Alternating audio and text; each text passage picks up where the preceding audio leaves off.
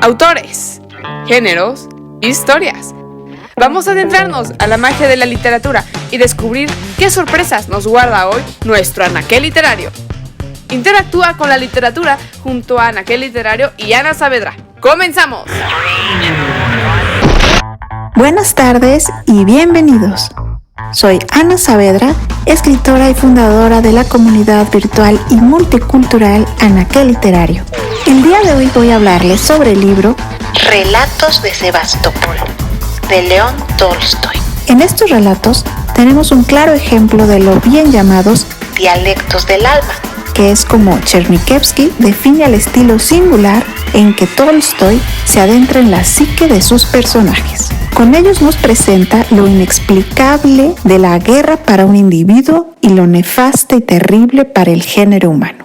¿Qué supone la muerte de un insignificante gusano como yo en comparación con tantas muertes y tanto sufrimiento?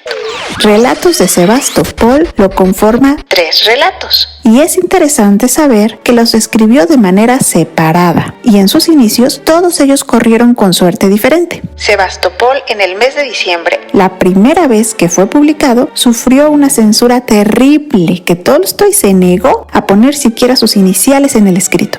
Por su parte, el segundo relato titulado Sebastopol en el mes de mayo lo escribió en tan solo 8 días gracias a la aceptación del primero. Además, en ese momento de su vida el autor estaba cada vez más convencido en que el camino que debía tomar era el de las letras, como podemos verlo en varios de los apuntes de su diario.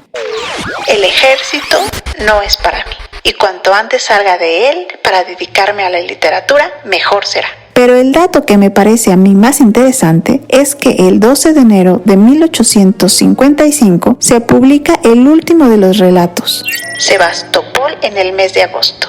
Con él, Tolstoy estaba tan complacido que por primera vez decide firmar con su nombre completo.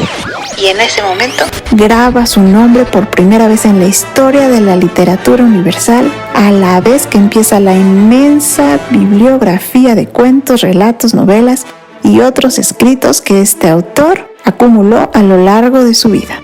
Pero a todo esto no les he hablado aún sobre el contenido de estos relatos. Por un lado, Tolstoy estuvo en el cuarto bastión de Sebastopol y a pesar de haber corrido con suerte, fue testigo de todo lo que se llevaba a cabo y fue capaz de acompañar al lector de la mano durante todo el recorrido hasta el quinto bastión y las historias que iban quedando a su paso. Ver a médicos con las manos ensangrentadas hasta los codos, con los semblantes pálidos y sombríos, atareados alrededor de un catre en el que yace, con los ojos abiertos y delirando palabras sin sentido, a veces ingenuas y conmovedoras, un herido bajo los efectos del cloroformo.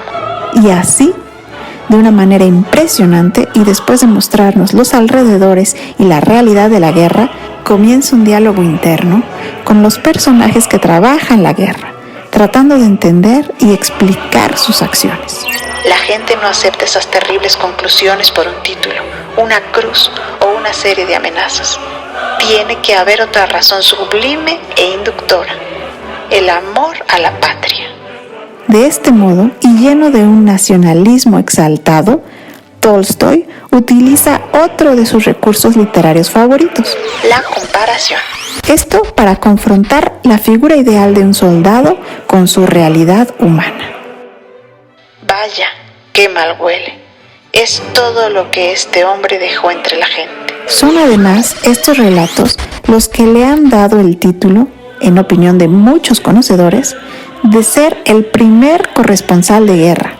Pues fue, en muchos sentidos, el primer acercamiento a la realidad de las batallas para todos los que solo tenían de ella una imagen de uniformes impecables.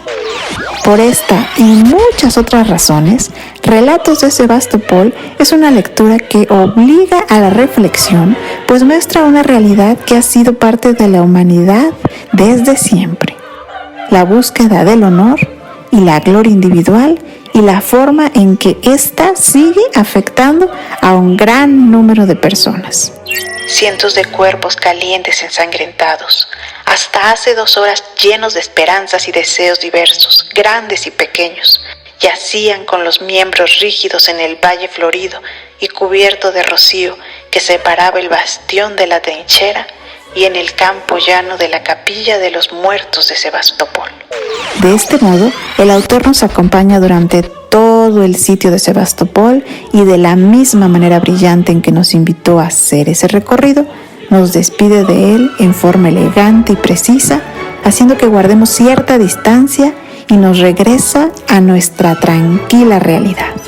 En toda la línea de los bastiones de Sebastopol, en los que había bullido durante tantos meses una vida extraordinaria y enérgica, que habían contemplado durante tantos meses morir a los héroes, sustituidos por otros que durante tantos meses habían suscitado el miedo, el odio y por fin la admiración del enemigo, en los bastiones de Sebastopol ya no había nadie. ¿Y tú has leído Relatos de Sebastopol de León Tolstoy? Llámanos a esta estación y platícanos qué te pareció esta lectura. O escríbenos en las redes sociales de Anaquel Literario en Facebook o Twitter y dinos tu opinión. Por esta ocasión, esto es todo. Mi nombre es Ana Saavedra. Hasta la próxima.